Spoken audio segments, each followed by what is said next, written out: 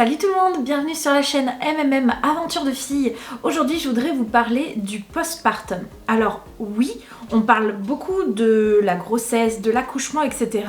Mais on parle, je trouve, assez peu du après accouchement et donc du postpartum. Et je ne veux pas en dépeindre un tableau super sombre parce que le postpartum ça veut juste dire le après accouchement.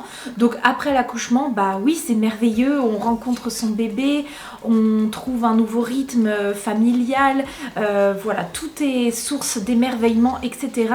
Mais il peut aussi y avoir des aspects un petit peu moins sympas, des grands chamboulements, que ce soit liés aux hormones ou que ce soit émotionnel ou physique. Et que le postpartum se passe bien ou non, je pense que c'est sympa de s'y préparer et de voir un petit peu à quoi est-ce qu'on peut s'attendre. Donc pour vous donner un petit peu vite fait mon expérience, moi j'ai accouché le 10 février 2022 d'un petit garçon qui faisait presque 4,5 kg, donc c'était un gros bébé qui était prévu, hein. On savait qu'il était gros, mais voilà, mon bassin était suffisamment grand, etc. Et malgré le fait que ce soit un premier bébé, je n'ai pas été déclenchée pour ça, en tout cas j'ai été déclenchée mais parce que j'avais fissuré la poche des os et que le travail ne se mettait pas en route, mais voilà, j'ai pas été déclenchée parce que bébé était trop gros et voilà, tous les feux étaient ouverts pour que je mette au monde mon fils naturellement par voie basse. Et c'est ce qui s'est passé, simplement comme il était très gros, j'ai eu des déchirures assez petites en fait, hein. La sage-femme m'a recousu à plusieurs endroits mais elle m'a pas dit que c'était des déchirures abominables, je n'ai pas eu d'épisiotomie et j'ai eu par contre quelque chose dont on parle un petit peu moins mais dont je reviendrai dessus un petit peu plus tard dans la vidéo. Le placenta est vite sorti également, il a juste fallu que je pousse pour le faire sortir alors que normalement les sages-femmes tirent légèrement en fait sur le cordon ombilical et souvent le placenta sort tout seul. Là moi il a fallu que je pousse parce que vu que bébé était très gros, le placenta était très gros également, mais voilà, sans aucun problème, pas d'hémorragie, rien. Donc ça on va dire que pour le postpartum très rapproché de l'accouchement, je l'ai plutôt bien vécu. Assez vite par contre après, quand l'anesthésie a commencé à arrêter de faire effet, j'ai commencé à avoir des petites douleurs, des petits tiraillements, mais franchement c'était largement supportable. C'est-à-dire que je m'attendais pas à avoir si peu mal alors que j'avais été recousue. Vous voyez, je sais pas moi, quand on se fait recoudre un doigt ou l'arcade ou je ne sais quoi quand on s'est blessé, j'imagine ça très douloureux, c'est la peau, voilà, il y a eu des points de suture, etc. Là, franchement, j'étais loin d'être pliée en deux. Alors, est-ce que sur le moment, j'avais encore un petit peu l'anesthésie qui faisait effet ou pas? Je ne sais pas. Mais en tout cas, même dans les jours qui ont suivi, j'étais vraiment pas à l'agonie alors que j'avais quand même plusieurs déchirures. Après, évidemment, on est toutes différentes. On réagit à la douleur plus ou moins différemment.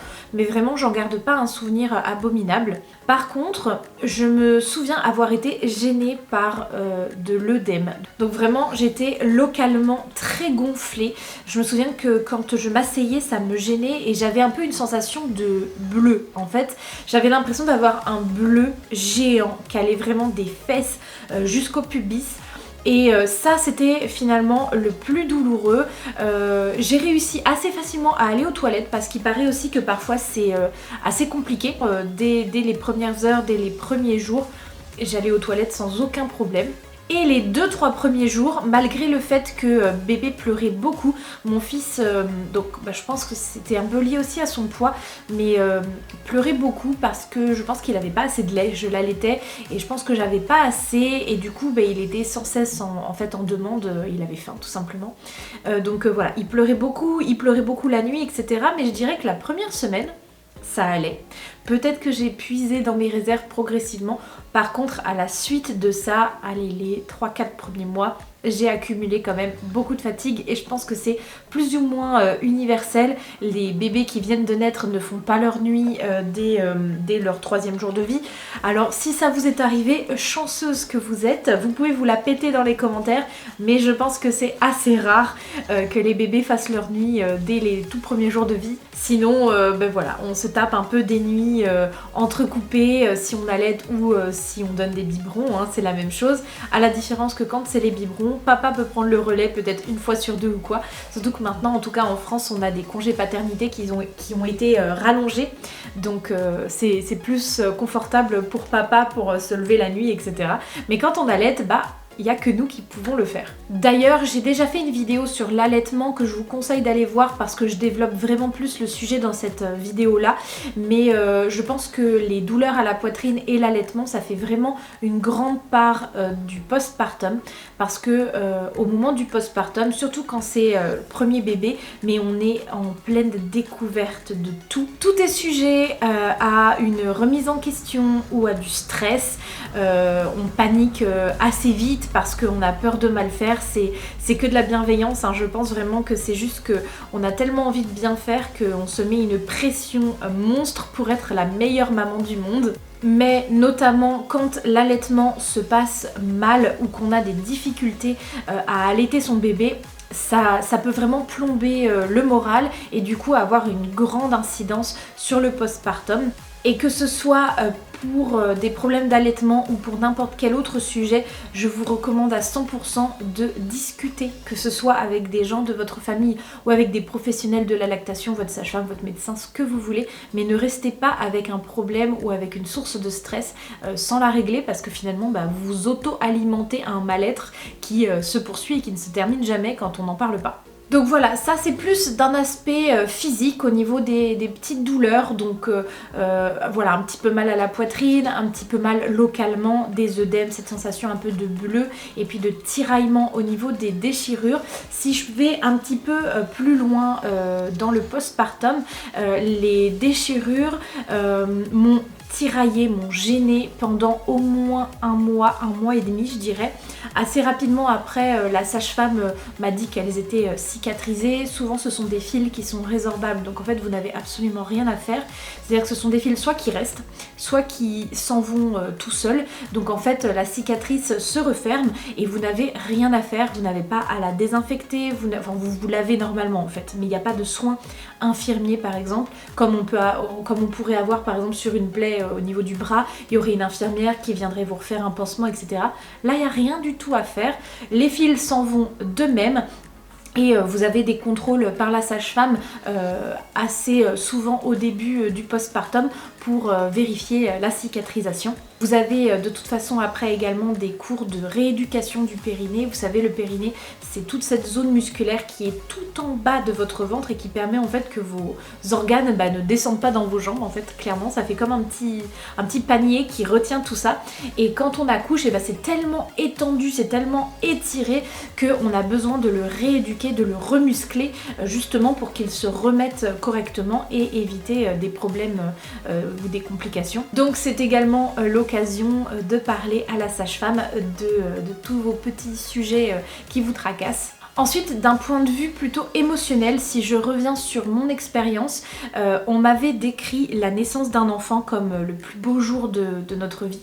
Alors, aujourd'hui, je dirais que oui, évidemment, c'est l'un des plus beaux jours de ma vie, mais sur le moment, j'ai pas ressenti ce qu'on m'avait décrit. C'est-à-dire que toutes les femmes de ma famille ou de mon entourage m'avaient dit: tu verras, quand on prend bébé et qu'on le pose sur toi, tu ressens un amour mais inconditionnel, enfin voilà. Moi, pas du tout. Mais vraiment pas du tout. Évidemment que c'était mon bébé, voilà, je voulais le protéger, je voulais être sûre que tout allait bien, mais je n'ai pas du tout ressenti cette espèce de bulle d'amour et je me souviens m'en être beaucoup voulu sur le moment parce que je me suis dit mais j'aime pas mon bébé, qu'est-ce qui se passe, enfin... Je m'attendais tellement à ressentir ça en fait que j'ai été presque choquée de ne pas le ressentir. Et en fait aujourd'hui je peux vous dire que mon fils c'est la prunelle de mes yeux. Je n'aime rien au monde plus que lui. Donc c'est juste que on a besoin aussi d'atterrir. Vous voyez, je pense qu'on ne ressent pas toute cette émotion très forte dont on parle souvent parce qu'on a aussi besoin de gérer sa propre émotion, un peu son stress sur le moment, sa fatigue, sa douleur en fonction de comment on a accouché. Et il paraît que c'est encore plus dur quand on accouche sous césarienne parce qu'on n'a pas trop la sensation d'avoir sorti le bébé de son ventre en fait. Du coup on est un petit peu déboussolé. Donc vraiment si jamais ça vous arrive, ne culpabilisez pas. Peut-être que le jour 1 vous n'avez pas cet amour inconditionnel qui est arrivé comme ça en une fraction de seconde, mais cet amour va se construire au fur et à mesure. C'est comme pour votre conjoint, vous n'êtes pas tombée amoureuse de lui à la première seconde où vous l'avez vu, ou alors peut-être dans ces cas-là, je vous laisse me le dire dans les commentaires, me raconter votre coup de foudre, mais voilà, un amour ça se construit et on apprend à connaître son bébé, qu'on découvre comme ça, et c'est parfois compliqué de passer de quelqu'un qu'on connaît pas à quelqu'un qu'on adore plus que tout au monde. Donc en fait c'est ok, tout simplement. Voilà, c'est normal et ça arrive. Voilà, on est toutes différentes. Quelque chose que j'ai marqué aussi en préparant cette vidéo, et encore aujourd'hui je m'en souviens, il y a beaucoup de choses que j'ai oubliées parce que finalement ça devait être moins important et l'amour et la tendresse, tout ça prennent le dessus. Mais quelque chose dont je me souviens qui était assez négatif, c'est que j'étais agacée par les pleurs de mon bébé. Et ça aussi c'était très culpabilisant.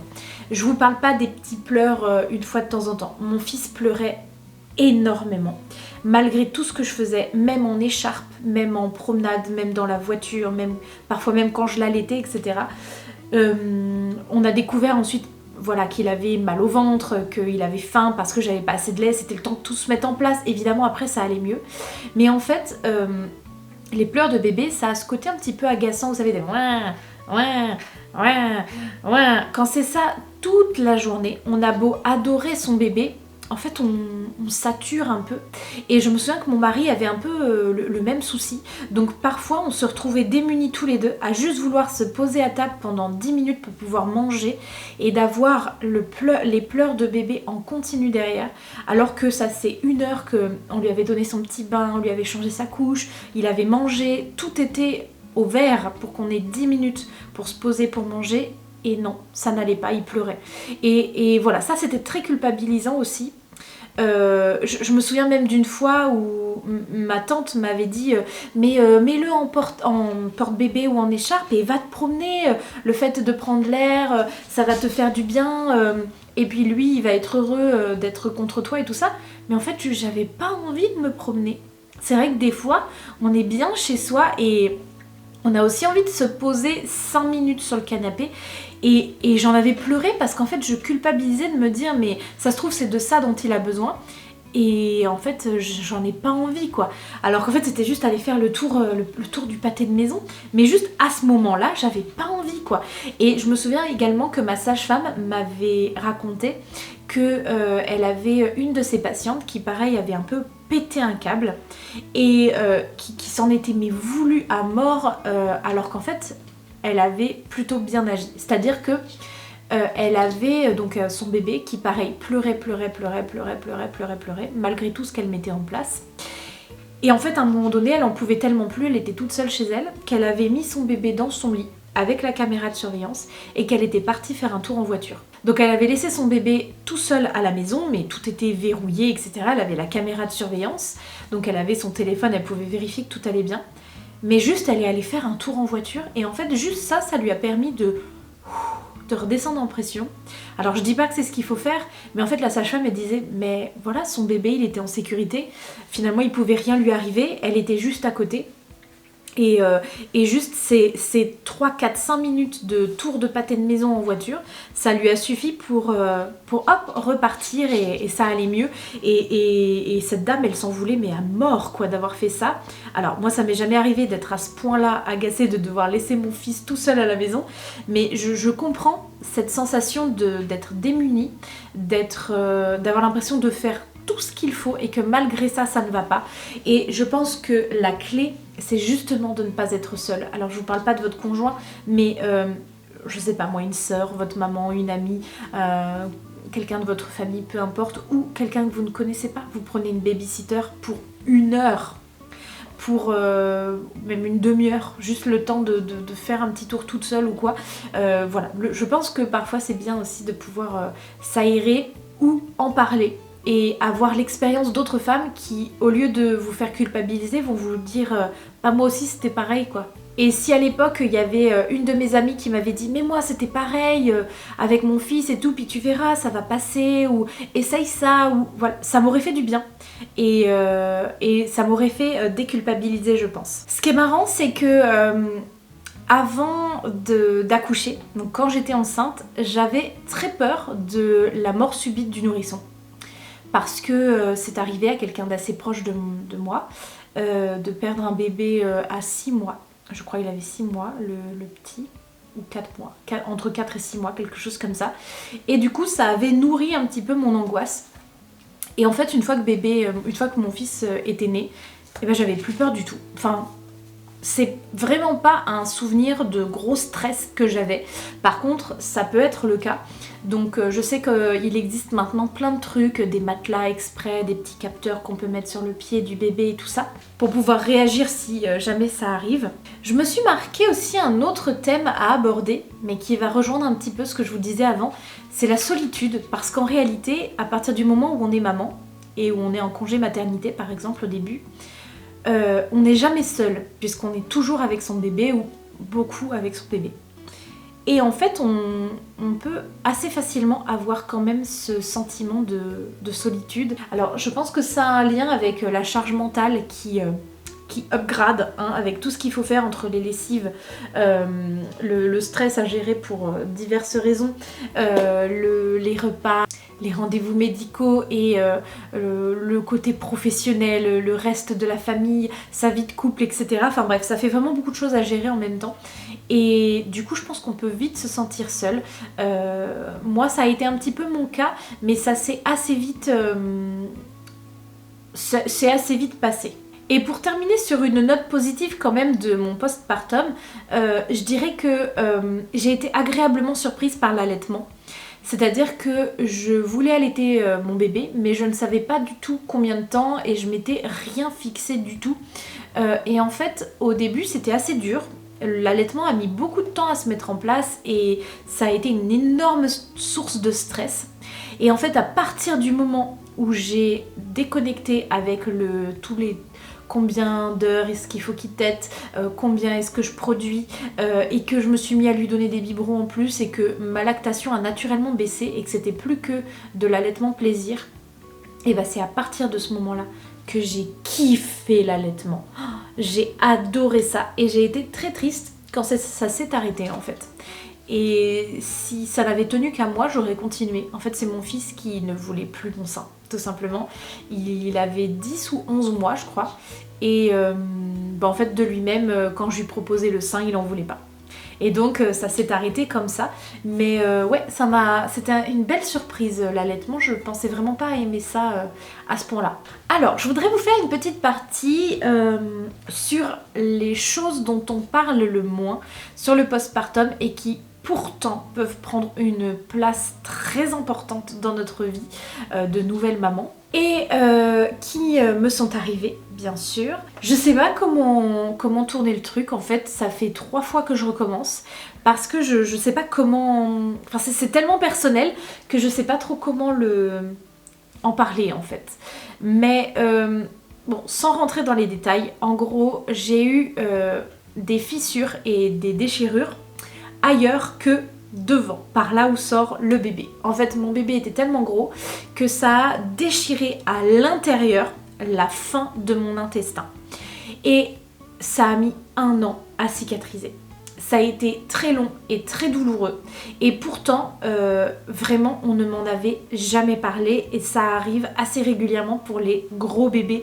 Et vraiment, j'aurais aimé savoir ça avant. Et du coup, ça a engendré beaucoup de tensions au sein de mon couple à l'époque. Donc aujourd'hui, ça va parfaitement mieux. Mais en plus de la fatigue, en plus du stress, de l'accouchement en lui-même, c'était éprouvant, etc. Pendant 1 an, j'avais en plus ces douleurs internes qui empêchaient tout rapprochement avec mon conjoint, si vous voyez de quoi je parle. Et c'était très très compliqué à vivre et pour lui et pour moi. Et vraiment, j'espère que dans les commentaires, vous serez hyper bienveillants et que justement je vais retrouver des copines à qui c'est arrivé également. Parce que je sais que je suis pas la seule à avoir vécu ça. Alors ça c'est vraiment un sujet par contre qui est de plus en plus abordé, c'est le baby blues et la dépression du postpartum, parce que justement je pense que de nos jours on est beaucoup plus ouvert à tout ça et du coup la parole se libère et on a moins de difficultés à dire qu'on est triste alors qu'on vient d'avoir un bébé, alors que je pense qu'il y a quelques années encore on se taisait beaucoup là-dessus, parce que je pense que l'image qu'on a d'une nouvelle maman, enfin d'une jeune maman, c'est qu'elle est parfaitement heureuse et qu'elle est épanouie avec son petit bébé et voilà, qu'elle est rayonnante, etc. Alors qu'en fait, parfois, tout va bien, on adore son bébé, notre vie est parfaite, mais on est super triste. Et en fait, c'est normal, c'est les hormones, tout simplement. Alors, mon expérience, ça a duré 3 heures. Pendant 3 heures, j'ai pleuré. Je crois que c'était le 5e ou le 6e jour après la naissance. On était rentrés à la maison. Et en fait, je sais pas ce qu'il y avait, mais j'avais envie de pleurer tout le temps. Donc, genre, je me cachais, j'avais honte. Parce que pour une fois, bébé pleurait pas et tout, on était devant un film. Et d'un coup, je sais pas, j'avais envie de pleurer, alors j'allais me cacher dans les toilettes. Et je pleurais. Et ça allait mieux. Je revenais, puis ça recommençait, etc. Et ça s'est arrêté. Le soir même, ça allait mieux. Je pense que c'était vraiment vous savez, la descente hormonale là, qui a fait que voilà, j'avais un espèce de baby blues hyper costaud mais hyper rapproché, voilà, 3 heures. Mais je sais que ça peut durer beaucoup plus longtemps que ça et ça peut même aller sur une dépression du postpartum qui peut durer des mois ou des années si ça n'est pas soigné ou pris en charge. Donc ce qui aide en grand 1 devant tous les autres, c'est de parler tout court, de parler à un professionnel, donc votre sage-femme, votre médecin traitant, un psychologue, mais aussi de parler à votre entourage. Trouver quelqu'un de bienveillant ou quelqu'un qui a accouché il n'y a pas longtemps et qui aurait vécu la même chose que vous. Vous avez aussi toujours, dans chaque région, il y a ce genre de choses, des groupes de mamans, des groupes de soutien. Rapprochez-vous des PMI, souvent il y a ce genre de petites choses, des groupes pour l'allaitement, des groupes qui font de la motricité pour les bébés en fonction de l'âge de votre enfant, tout ça. Moi, à Évreux, donc dans l'Eure, il y a un accompagnement parental. C'est une association, j'y suis allée plein de fois, donc ils appellent ça des parlottes. Et juste en fait on se met en cercle, on a les bébés, on peut allaiter, on peut jouer avec bébé, on peut lui changer la couche et tout, on est assis tranquille et juste on parle de ce qu'on veut et c'était libérateur, ça faisait carrément du bien. Il y avait aussi des cours de portage avec les écharpes, des cours de massage, plein de choses comme ça et vraiment ça aide parce que ce sont des gens qu'on connaît pas. Donc en fait même quand on parle de choses très personnelles, on se dit voilà, je la revois pas cette personne-là et juste c'est toujours dans la bienveillance parce que ce sont d'autres mamans ou d'autres papas qui ont vécu ou vivent en ce moment même la même chose que vous. Du coup, un petit message important selon moi, c'est que si vous êtes en postpartum, que vous venez d'avoir votre bébé et que ça va pas, vous savez pas trop pourquoi mais ça va pas, vous êtes triste ou vous vous sentez seul, et bien justement vous n'êtes pas seul. C'est-à-dire qu'on est des millions de mamans sur la planète. Et je pense qu'on est des millions du coup à se poser les mêmes questions, à avoir les mêmes doutes, les mêmes peurs. Et rien que de savoir qu'on vit toutes la même chose, alors avec nos singularités bien sûr, mais on vit toutes la même phase de la vie du bébé, etc.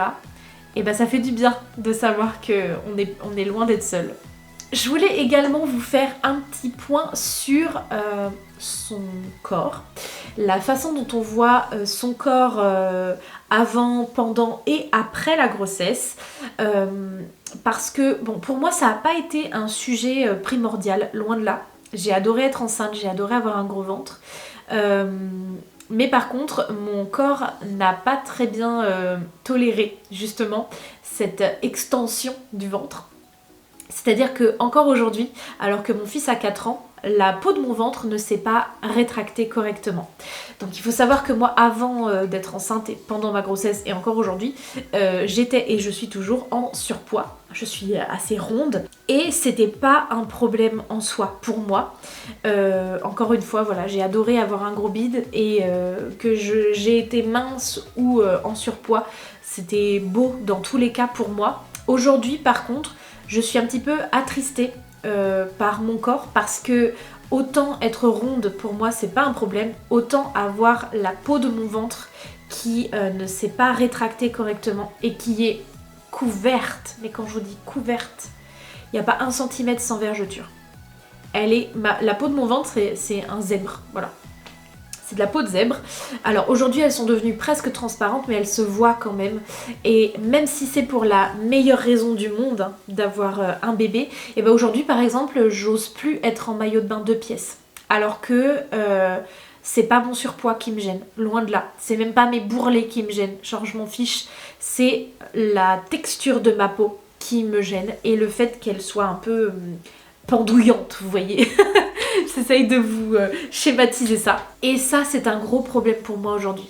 Alors, j'ai envie d'avoir un 2e enfant. Je sais pas si ce sera tout de suite ou dans plusieurs années. Enfin voilà, je sais que j'aurai un 2e enfant. Mon mari aussi, évidemment. En a envie.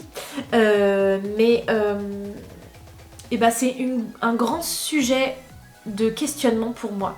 Parce que je me dis, si avec un enfant, la peau de mon ventre est déjà comme ça, avec 2 enfants, ce sera quoi ?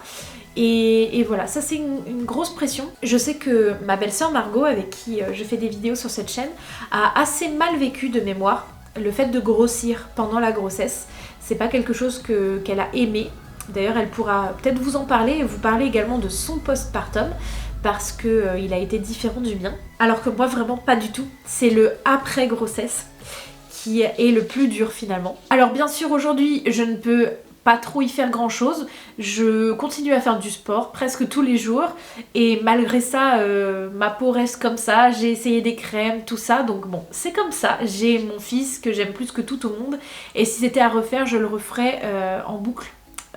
Tellement, voilà, pour moi, ça n'a que très peu d'importance par rapport au bonheur que mon fils m'apporte.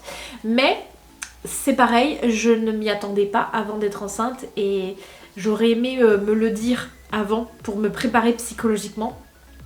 Parce que du coup, tous les mois de mon postpartum, j'attendais que mon ventre reprenne sa forme, on va dire, initiale et j'attends toujours. Tous les matins, je me réveille, je me regarde, je me dis alors, est-ce que ça y est? Non, toujours pas. Après 4 ans. Donc bon, c'est comme ça. Alors du coup maintenant c'est à votre tour de me dire dans les commentaires comment vous avez vécu votre postpartum, si vous l'avez parfaitement bien vécu, si vous avez un gros baby blues ou une dépression postpartum, n'hésitez pas également à laisser un petit commentaire et surtout entre nous on va être hyper bienveillante et je suis sûre que ça peut faire beaucoup de bien que de recevoir des messages de personnes qui vivent la même chose. Je vous laisse aller regarder ma vidéo sur l'allaitement si vous ne l'avez pas déjà vue. J'ai également fait plusieurs autres vidéos sur le thème de la grossesse et de l'accouchement. N'oubliez pas de liker cette vidéo pour nous soutenir, de vous abonner également à la chaîne si c'est pas déjà fait. Et en attendant la prochaine vidéo, je vous fais de très gros bisous. Bye tout le monde!